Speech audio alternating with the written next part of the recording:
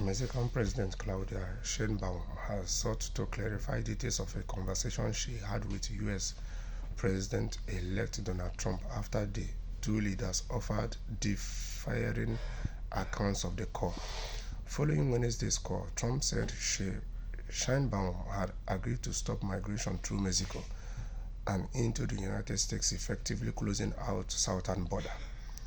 This prompted Sheinbaum to say she had merely restricted Mexico's position, which she said was not to close borders but to build bridges between government and the people.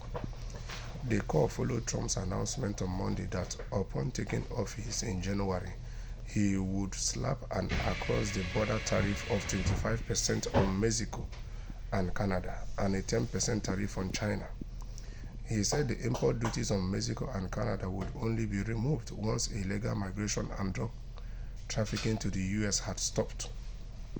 So it means that Donald Trump is giving Mexico and Canada condition that the only way he will remove these import duties is if they remove illegal migration and drug trafficking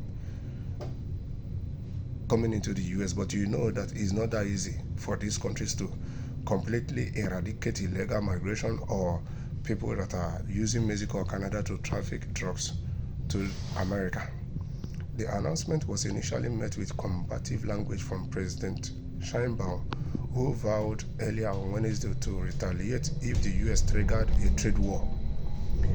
If there are U.S. tariffs, Mexico will also raise tariffs, she said, of the proposed duties, which appear to breach the USMCA trade deal that Trump himself struck in 2018 during his first presidency between U.S., Mexico, and Canada.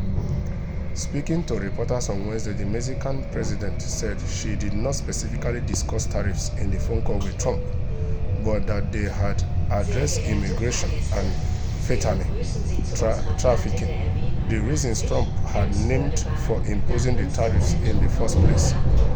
She said she had reassured him that a migrant caravan he had expressed concern about was not going to reach the North Mexican frontier with the U.S., but she stressed that it has never been our plan to close the border with the U.S.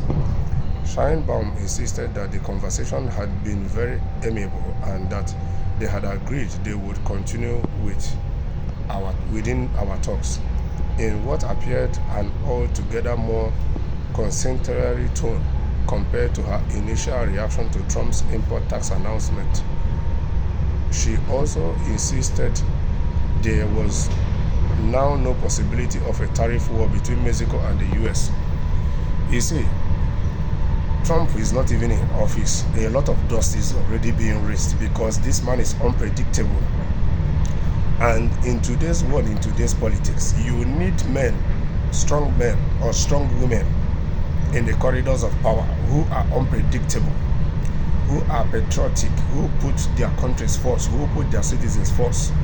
Because it is only when you have such people in the helm of affairs in your country that you can be at least 80% sure that your country will be secured. You will be 80% sure that other countries will respect your country's opinion and don't force their own will upon the truth of your country.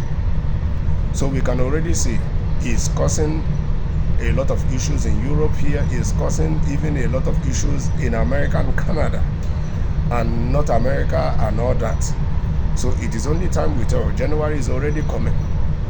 Yes, the stage is being set, and with time, every details of what Donald Trump's second tenure in office will start taking shape, because he has already picked all the people he will be working with, which is already a wonderful one. So it means that he came prepared. So it is only with time things will start unraveling. We will begin to understand what his second tenure is going to be like and how he's going to change the geopolitics of this world, how he's going to lead to the new shift required to address a whole lot of issues in this today's world we are.